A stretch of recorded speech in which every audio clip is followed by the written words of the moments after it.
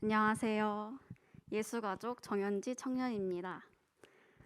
작년에 새롭게 소설을 준비하는 도중에 되게 많은 일들이 있어서 당연히 못할 줄 알게 되어서 송구영신 때 짧게 나눴었거든요. 근데 이렇게 자세하게 다시 나눌 기회가 생겨서 너무 감사합니다.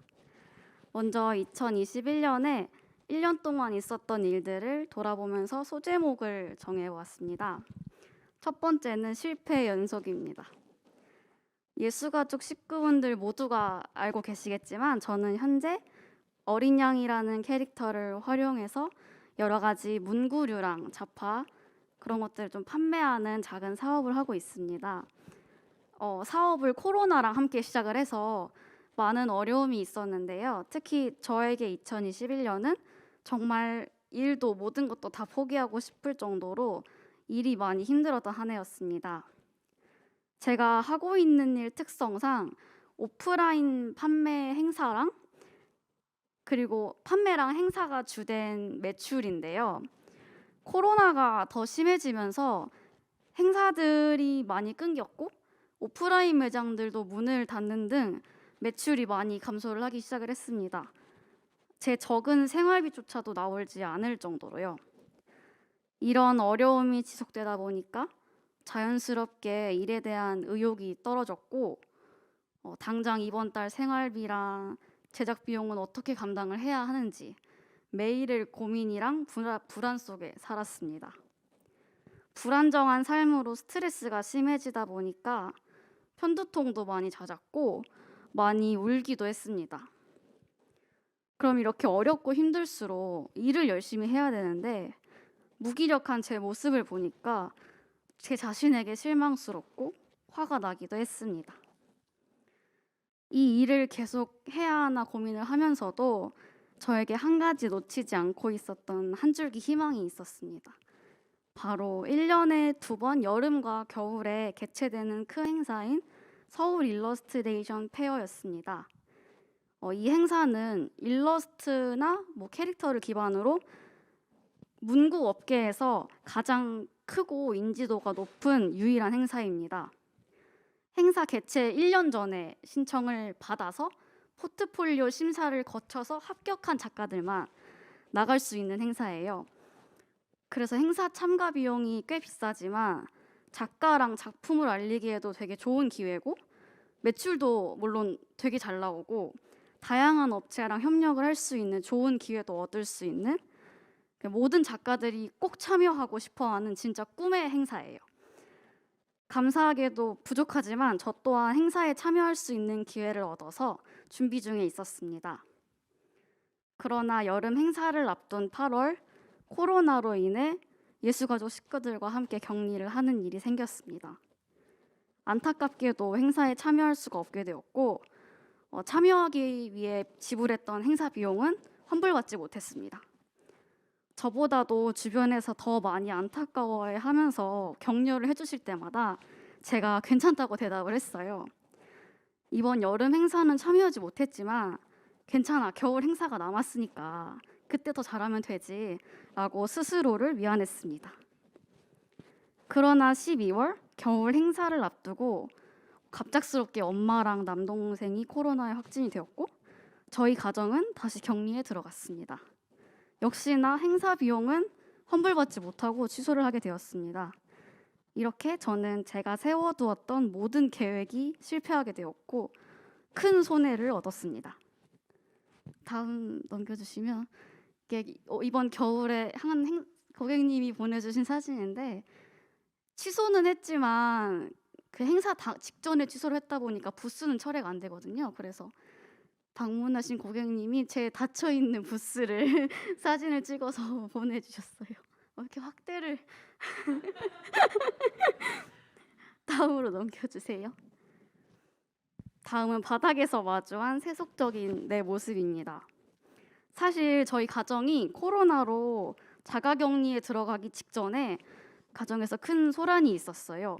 교회에서 재확산되는 코로나로 인해서 아빠가 교회에 가지 못하게 막으셨습니다. 아빠는 약속을 잡고 누구를 만나는 건 상관이 없는데 교회만은 안 된다라고 말씀을 하셨어요. 교회에서 코로나 걸려오면 직장에서 내 체면이 어떻겠느냐라고 말씀을 하시면서 너네 코로나 걸려오면 우리 가족 끝이다라고 말씀을 하셨어요.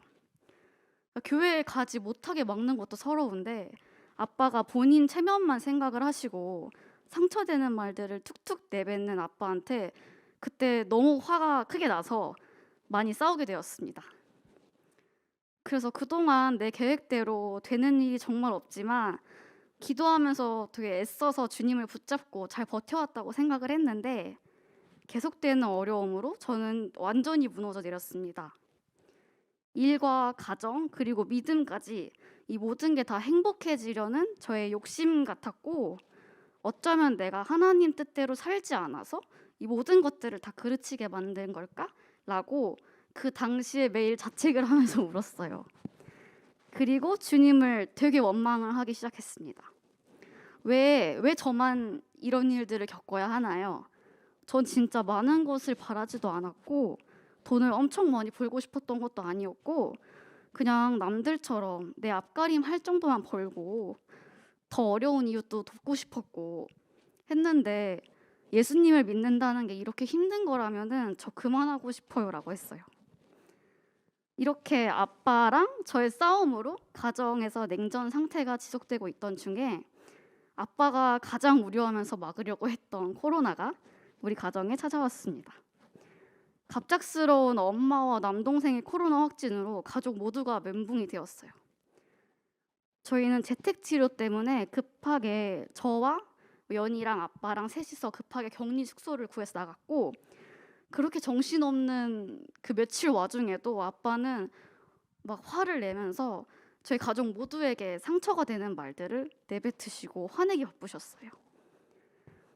어둠 속에서 허우적대면서 정신을 못 차리던 제게 하나님이 정신 차리라고 하는 하나의 신호 같았습니다. 진짜 예상하지 못했던 코로나로 인해서 내가 할 수 있는 게 아무것도 없게 되니까 제가 유일하게 할 수 있는 게 주님을 찾는 것밖에는 할 수가 없었습니다. 다음으로 넘겨주시면 이게 제가 격리하는 동안 지냈던 숙소인데요. 옆에 사진은 제가 예수가족 티를 입고 가서 예수가족과 함께 격리를 했습니다. 다음으로 넘겨주시면 그리고 이게 저희 격리 숙소가 하루에 2끼가 식사가 나오는 숙소였어요. 그만큼 비싸긴 했는데 그래도 잘 먹고 잘 쉬고 왔습니다.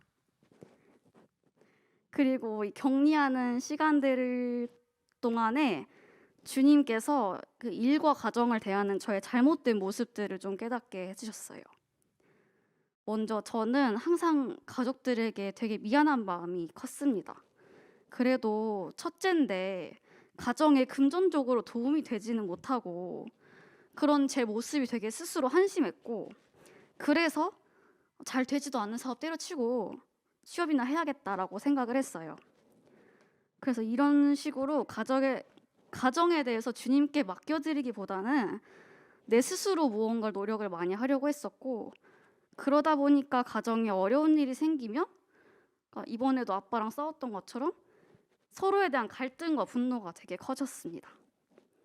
사실 제가 진짜 원했던 건 하나님 안에서의 가정의 평화가 아니라 그저 아무 일도 일어나지 않고 평탄하길 원하는 그런 평화를 찾고 있었어요. 하나님은 코로나와 격리라는 어려운 시간들을 통해서 우리 가정의 상처와 아픔들을 또 보게 하셨고 이 부분들이 주님 안에서 올바르게 회복되기를 바라는 마음으로 또 기도하게 하셨습니다. 내 노력으로 가족들이 변하길 바래왔던 그런 교만한 마음을 내려놓게 하시고 진짜 우리 가정을 변화시키실 분은 선하신 우리 주님뿐이다라고 고백을 하게 하셨어요. 그리고 일에 대한 부분인데요. 제가 지금 하는 사업을 그만두고 취업을 하고 싶다고 작년에 되게 많은 얘기를 했었는데 그 이유 또한 재정적인 여유를 갖고 싶은 마음이 되게 컸습니다. 남들은 이 나이 되면 적금도 어느 정도 모아두고 또 가정에 보탬도 되고 한다는데 남들과 비교를 하면 할수록 잘 되지도 않는 사업을 굳이 붙들고 있는 내 자신이 되게 어리석어 보였고 계속 세상의 기준에 나를 맞추려고 하는 그런 모습들을 발견을 하게 되었습니다. 이렇게 2021년 모든 시간들을 통해서 내가 내 스스로 하나님 뜻대로 살겠다고 했던 그런 노력이랑 모든 힘을 빼게 하셨고, 진짜 제가 할 수 있는 거는 아무것도 없음을 절실하게 깨닫게 하셨습니다.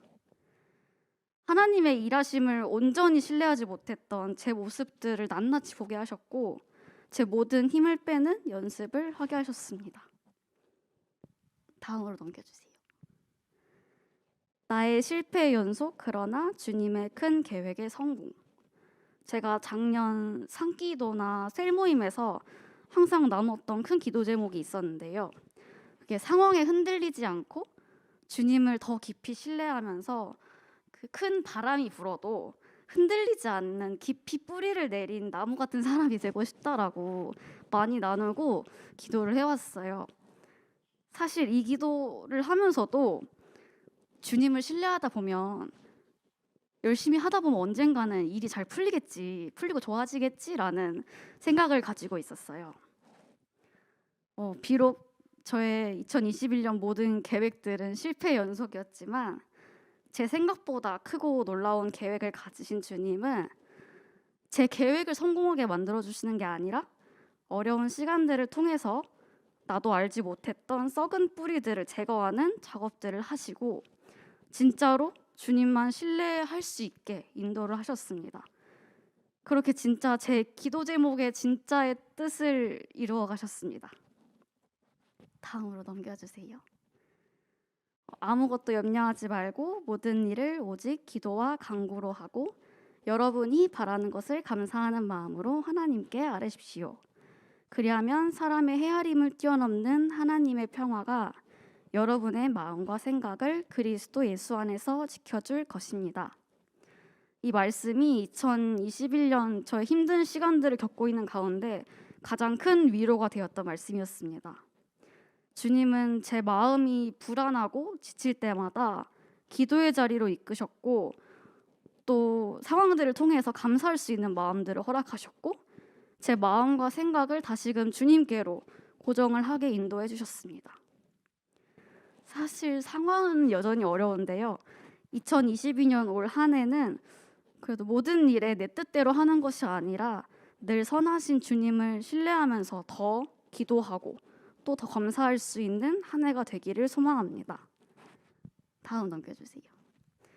그리고 마지막으로 저를 항상 응원해 주시고 또 저와 저희 가정을 위해서 기도해 주시고 섬겨 주셨던 예수가족 모든 식구분들께 진짜 너무너무 감사합니다. 힘들어서 좌절하고 지칠 때마다 늘 응원해 주시고 기도해 주셔서 이겨낼 수 있었고 그리고 조건 없이 베풀어 주시는 그런 모습들을 통해서 진짜 사랑이 무엇인지 다시 깨닫게 되었어요. 내가 정말 예수님의 사랑받는 자녀라는 걸 예수가족을 통해서 다시 깨닫게 되었습니다. 저도 2022년에는 더 많이 베풀고 기도하고 헌신할 수 있는 예수가족 일원이 되길 소망합니다. 예수가족 감사하고 사랑합니다. 복음을 전하고 교회를 세우며 땅끝으로 나아가리라. 복음을 전하고 교회를